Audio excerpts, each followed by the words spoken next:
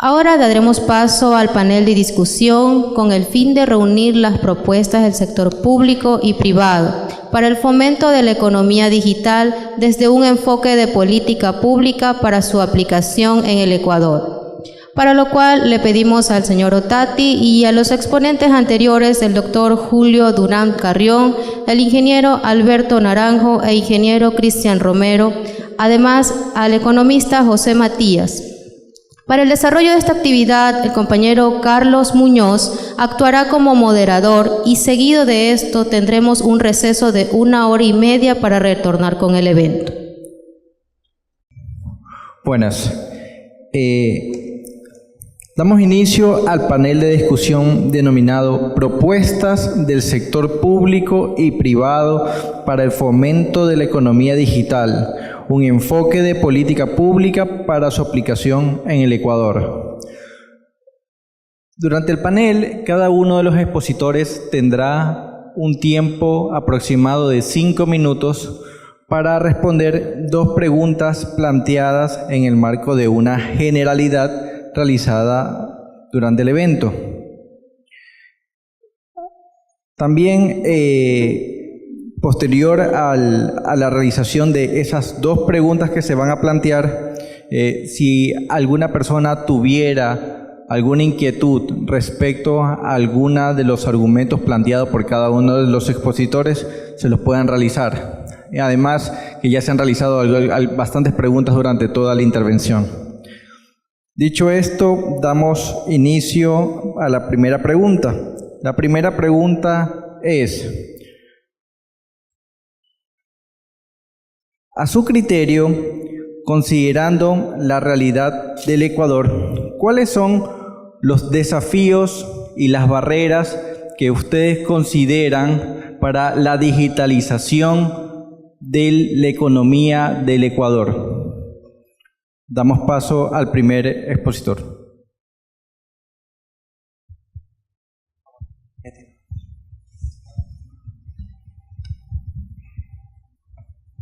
Bien, en este caso lo que conversé en la primera parte de exposición, creo que uno de los principales retos y desafíos en Ecuador y en cualquier país de la región tenía que tenerse en cuenta para poder desarrollar este tema del comercio electrónico, es fundamentalmente los 2 aspectos que comentábamos. Por un lado, lo que yo he llamado la cultura de consumo responsable, o sea, como ha dicho el último expositor, el señor Ottati, aprendamos a comprar, o sea, en este mercado, aprendamos cómo vamos a ingresar, cómo vamos a pasar de un mercado tradicional donde hemos comprado físicamente a esta nueva plataforma en la cual vamos a comprar de manera electrónica. Entonces, ese pase tiene una serie de, digamos, de componentes. Primero hay que aprender a comprar, tener más medidas de seguridad, ¿no? Manejar bien la data, revisar los canales, revisar lo que yo llamaba la estadística, en fin. Una serie de pasos que tenemos que seguir para poder entrar a ese mundo. Si ese tema no lo asumimos como responsabilidad y no desarrollamos una cultura de consumo responsable, probablemente tengamos que sufrir los riesgos que genere ese tipo de transacciones. Y por otro lado está la plataforma tecnológica que tienen que manejarse los operadores de mercados. Porque cada operador de mercado ofrece una plataforma y esa plataforma tiene que tener los mecanismos de seguridad suficientes para garantizar que se respeten mis derechos como consumidor, porque de repente ingreso a una plataforma que no es muy segura y toda la data que yo puedo dejar ahí puede ser utilizada para fines delictivos eventualmente o para fines que yo no he querido. Entonces, si esas 2 cosas se logran combinarse adecuadamente y se manejan de manera sostenida, creo que eso nos va a garantizar que tengamos un mercado cada vez más creciente, ¿no? Más creciente, más competitivo, porque sin duda el comercio electrónico tiene una serie de ventajas, una serie de, digamos, de aspectos positivos para la economía en general, ¿no? En general más áreas de trabajo, hay una multiplicidad de operadores, crece el mercado, entonces, y ganamos todos, pero sí necesitas de un soporte seguro, de una plataforma segura desde el punto de vista tecnológico, y ahí entra a tallar una serie de mecanismos que tienen que tomarse en cuenta. Y por otro lado, que nosotros aprendamos a manejar esa plataforma, porque si no hay reclamos a veces en las cuales nosotros mismos hemos generado ese tipo de riesgos. Yo lo hablo de la experiencia peruana en el Tribunal Indecopi yo he presidido el tribunal, y en la sala de consumidor hay una serie de reclamos de compra de esta naturaleza donde las personas mismas han sufrido unas consecuencias negativas por su propia inercia, por su propia negligencia en el manejo de estas plataformas. O a veces gente que cree que la operación está hecha y la operación no ha terminado porque no le han validado, no le han dado el código, en fin, una serie de elementos que hacen que se asuman responsabilidades que uno no ha querido. Entonces, de ese punto de vista, los principales retos y desafíos para mí en este tema es la cultura de consumo responsable y, por otro lado, la plataforma tecnológica. Muchas gracias, doctor Durán. Damos paso a la siguiente intervención por parte del doctor José Matías. Bien, de acuerdo a lo mencionado con respecto a lo que son los desafíos o las posibles barreras que se obtienen con respecto a la inserción de la economía digital en el país, muy aparte del tema de los desafíos o de las barreras de entrada, el país de una u otra manera, con legislación o sin legislación, ya ha incursionado en este tema. Es más, las instituciones públicas como tal han dado el primer paso. El Instituto Nacional de Estadísticas y Censos, dentro de las encuestas de condiciones de vida, si no me equivoco, o en las encuestas de empleo, se pregunta el tema de cuáles son las aplicaciones que utilizan cada ecuatoriano, las más importantes, Facebook, Twitter, YouTube. Adicionalmente de eso, existe o surge un nuevo término que se denomina, si no me equivoco, analfabetismo digital. Entonces, ya se está cuantificando estadísticamente, ¿verdad?, todo este tema que está de una u otra manera vinculada a la economía digital. Muy aparte de manejar un smartphone o tratar de dominar el manejo de una PC, ¿verdad?, es encontrar cuál es el alcance que tenemos nosotros, cuáles son las herramientas que tenemos nosotros a disposición para poder realizar cualquier actividad, tanto del área comercial, en el área académica. Entonces, las instituciones públicas, siendo específicos, el INEC, ya ha dado el primer paso. Si no me equivoco, también el Ministerio de Telecomunicaciones también ha realizado un estudio completo, podría decirse, pero hay que dar el gran salto, pues, ¿no? El gran salto podría relacionarse lo que está haciendo un país vecino, Colombia.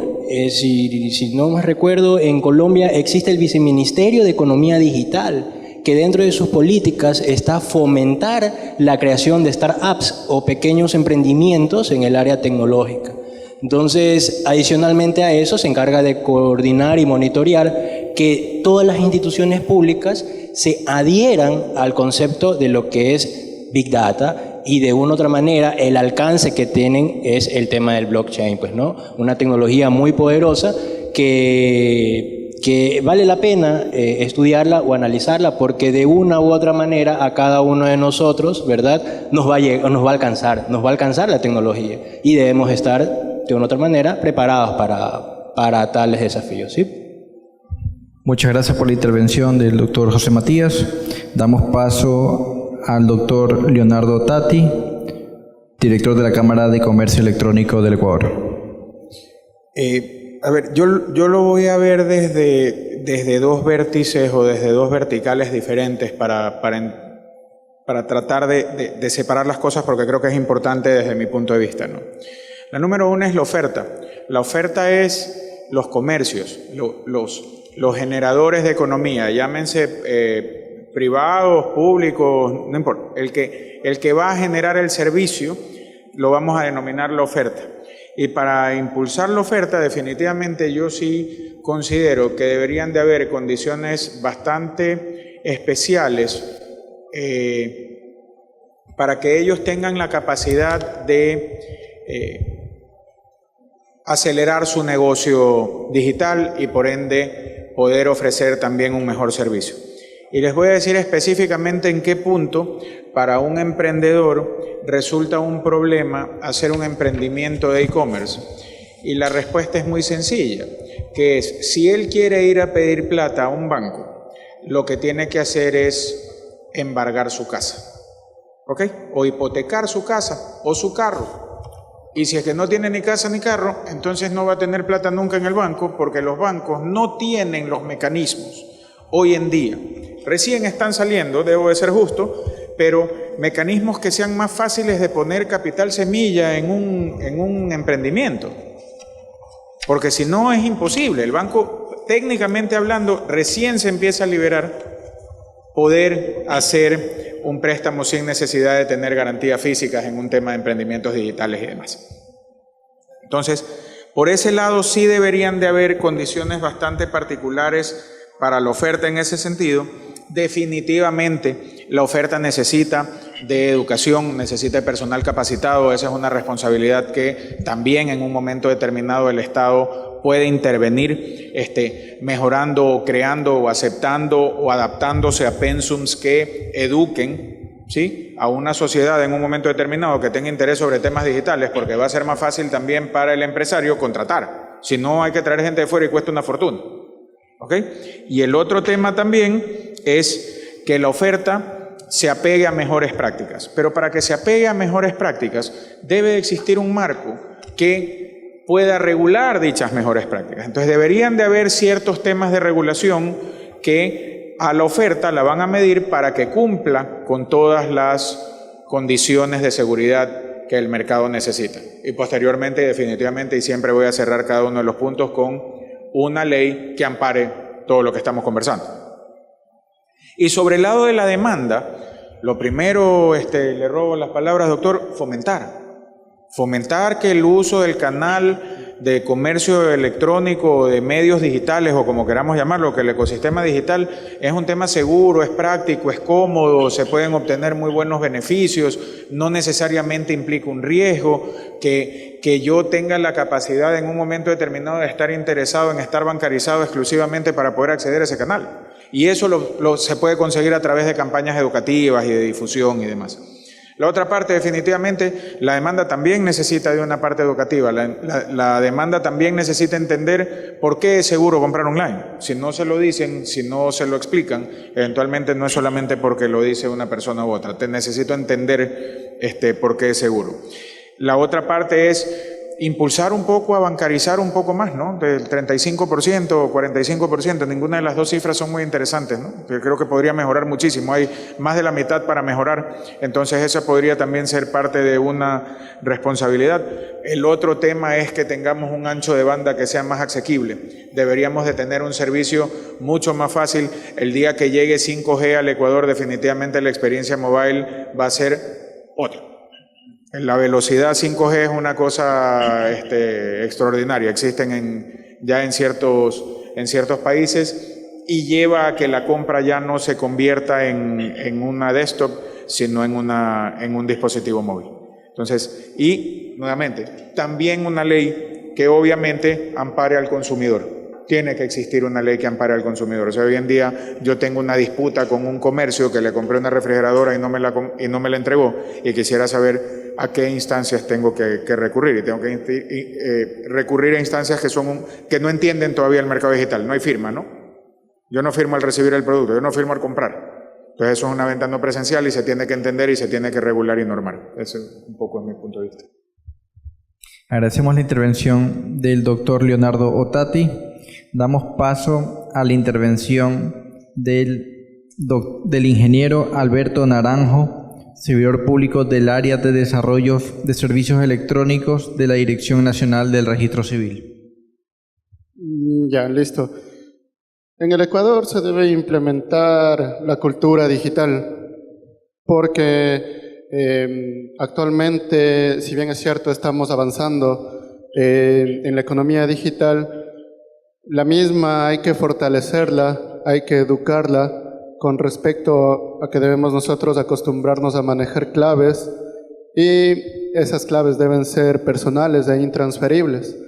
Debemos educarnos en ese tema digital porque en algunos casos por desconocimiento, por hacer más rápido las cosas, nosotros proporcionamos las claves a terceras personas. Ellos a su vez pueden utilizar en un sinnúmero de de actividades que nosotros podemos desconocer porque no llevamos un registro de las mismas. Actualmente, bueno, con respecto a la era digital en la que vivimos, poco a poco nosotros nos vamos implementando con este tema de claves. Tenemos una clave para el correo electrónico, una clave en nuestras redes sociales, y el mismo cuidado que le damos a esas claves debemos tener el mismo cuidado con firma electrónica, en este caso que fue mi tema de exposición. La firma electrónica igualmente se maneja a través de una clave. La misma no se la debe compartir a nadie. Igualmente en temas interbancarios siempre vamos a utilizar claves y este tema es muy, muy delicado. Nosotros debemos ser un poco desconfiados en ese tema y saber culturizar esta era digital, que si bien es cierto nos facilita muchas cosas, nos agiliza muchos trámites, pero también hay que tener cierto cuidado al momento de manejar cierta información. Muchas gracias.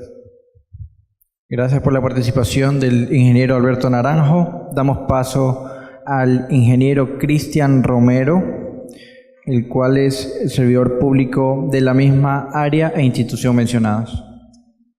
Bueno, con respecto al tema de los desafíos de la economía digital dentro de nuestro país, considero que definitivamente la idea de unir al sector público con el sector privado, trabajar en la seguridad de cada uno de los componentes de la economía, como decía Leonardo, tema de oferta y demanda, además amparado por una ley, ¿no? Como nosotros, tanto Alberto y yo, trabajamos en el registro civil, consideramos que sí es importante y necesario el desarrollo de una ley que ampare el desarrollo de la economía digital con las seguridades debidas, además de, por supuesto, la protección de los datos. La protección de los datos, en el país todavía no tenemos una ley de protección de datos personales. Deberíamos caminar hacia allá, sobre todo para el tema de la seguridad. Ahora, por supuesto, y retomando las palabras del doctor Durán, es necesario que efectivamente se promueva, se fomente la cultura de una economía digital, de un e-commerce seguro, para que nosotros tengamos esa cultura de poder comprar a través de medios digitales, de medios electrónicos, los bienes y servicios, de una manera en la que podamos incrementar nuestros ingresos como parte de la oferta y sobre todo como parte de una industria. La idea entonces principal es la de que todos los actores de esta economía, tanto como decía, el sector público, sector privado y además nosotros como consumidores podamos entender de mejor manera y caminar hacia una mejora de esta economía digital. Bueno, concluidas las intervenciones de la primera pregunta, damos paso a la última pregunta planteada desde carácter general dentro del seminario. Para los ponentes, a su criterio, ¿la digitalización de una economía fomenta la competencia al interior de un país? Iniciamos la intervención con el doctor Julio Durán. Gracias. Bien, yo creo que en este caso, cuando hablamos de fomentar la competencia, lo que tenemos que hacer crecer el mercado, que es lo que todos queremos, lo importante es no hablar solamente de economía digital, no hablar solamente de este tema como una variable, digamos, unitaria del mercado. O sea, hay que tener un enfoque más orgánico, lo que yo llamo un enfoque sistémico. Si queremos desarrollar como tal, tenemos que tener un enfoque sistémico. ¿Y qué implica el enfoque sistémico? Implica 3 elementos. El primero, una política pública, es decir, una cosmovisión política de Estado en materia de mercado. O sea, ¿qué tipo de mercado quiero yo?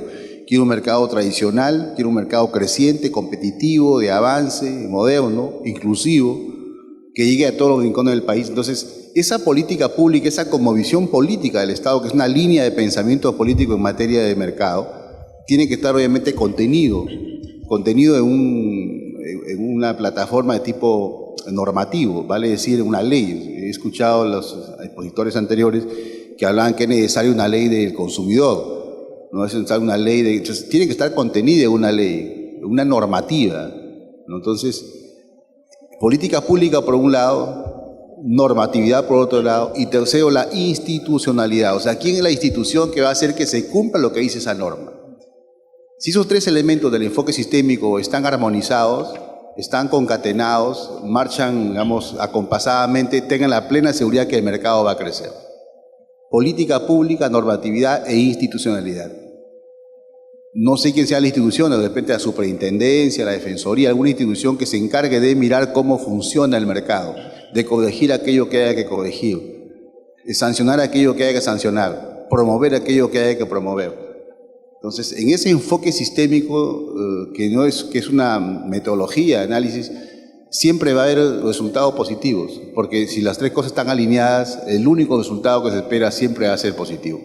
Ahora, cuando se habla de la norma, que escuché también que se promovía una ley de consumidor, incluso el señor Otatis ponía como ejemplo la refrigeradora que no se ha entregado, efectivamente hay problemas de esa naturaleza. Entonces, si eso no está debidamente estipulado, y no se sabe qué hacer, van a generar consecuencias negativas para los consumidores. Entonces, cualquier ley que se dé, cualquiera que sea la norma, tiene que tener a su vez tres elementos. Primero, suficiencia conceptual, suficiencia, digamos, doctrinaria, jurídica, que ustedes que están acá y como estudiantes lo conocen. Y la ley tiene que tener elementos, digamos, como principio de esa naturaleza. Una ley tiene que tener suficiencia conceptual. El segundo elemento es precisión normativa, que lo que diga sea preciso, que no genere dudas. Y tercero, coherencia sistémica, coherencia con el mercado, coherencia con lo que es en la realidad. Una ley que esté digamos, que prescriba lo que realmente sucede en la realidad, que no esté divorciada de la realidad. Entonces, con esa norma tenga la seguridad que no hay norma perfecta, pero por lo menos es una norma que recoja todo lo que sucede en el mercado, va a garantizar que se cumplan lo que todos queremos, que es que el mercado crezca, que se respete los derechos de los consumidores y que se promueva la cultura de mercado. Entonces, para mí ese sería una, digamos, no digo recomendación, pero un planteamiento que yo lo hago para que este tema de la economía digital crezca. Promovamos un mercado con esos tres elementos: enfoque sistémico, política pública, normatividad e institucionalidad. Y por otro lado, una legislación que tenga suficiencia conceptual, precisión normativa y coherencia sistémica. Tengan la seguridad que eso va a arrojar un resultado positivo, ¿no? Gracias. Gracias a la intervención por el doctor Durán. Damos paso al doctor José Matías, funcionario de la Superintendencia de Control de Poder de Mercado. Bien, de lo que se ha comentado, bueno, a lo largo de las ponencias, de las presentaciones, básicamente el tema de la economía digital tiene que tratarse de una u otra manera con el mismo tratamiento que se le da a cualquier sector económico, ¿verdad? Quizás uno está vinculado con otros, pero por ejemplo, nosotros al momento de utilizar una herramienta tecnológica, de utilizar una aplicación, básicamente nosotros obtenemos el resultado que ese proveedor de esa tecnología o de este servicio, ¿verdad?, quiere enfocar. Pero detrás de esa tecnología, detrás de esta aplicación, existe un aparataje, una infraestructura que está representado por empresas. Las compañías que venden teléfonos, los distribuidores que venden teléfonos, las operadoras de servicio celular. Entonces, de una u otra manera, el sector de la economía digital participan, interactúan de gran manera, de poca manera, o de gran enfoque, o de gran volumen, agentes operadores económicos. Entonces, el marco legal ya está establecido en el país. La cuestión es tratar de vincular el marco legal con lo que el mercado o la especialización que el mercado obtiene. ¿sí? Entonces, básicamente debería ser el mismo tratamiento con respecto a los operadores económicos que se dedican o están vinculados directo o indirectamente al sector de la tecnología. Como lo comentaba hace un momento, básicamente todos estamos involucrados. Nosotros como consumidores también pertenecemos a esta tendencia, a este sector económico. Entonces, básicamente el marco regulatorio o el tema de la competencia ya está definido. La cuestión es tratar de enfocar, tratar de focalizar, tratar de especializarse, ¿verdad?, en estos temas que son en realidad técnicos y regularmente son desconocidos por nosotros. Como les comentaba, nosotros solamente visualizamos el resultado pero detrás de todo eso existe una infraestructura tecnológica, tanto de software, de hardware, que en realidad a veces no lo podemos imaginar, ¿no? Agradecemos la intervención del doctor José Matías. Damos paso al doctor Leonardo Ottati, director del CESE. Muchísimas gracias. Y hágame un favor, le voy a pedir que me repita la pregunta porque hay 2 puntualizaciones que quiero sacar específicamente con las mismas palabras que usted la realizó. Listo. Repetimos la pregunta. Al criterio de cada uno de los interventores, ¿la digitalización de una economía fomenta la competencia dentro de un país? Y es precisamente eso lo que buscaba. La digitalización de la economía, indiscutiblemente, tengo que estar 100% de acuerdo con mis 2 ponentes anteriores, que ese es el camino hacia donde se tiene que ir. O sea, tiene que existir la mejor experiencia, tiene que existir una ley que norme, y para crear estructura legal tiene que seguirse un proceso que es bastante lógico y bastante formal, pero hay que entenderlo. El punto final, cuando habla de coherencia, me parece que es un término que enmarca mucho. Y por otro lado, fomentar la economía, y aquí es donde me quería detener un poco. Entonces, si nosotros consideramos que el estado de maduración que tiene el comercio electrónico en el Ecuador todavía es bastante bajo, y vamos a hablar de ciertos puntos de comparación para poder entenderlo.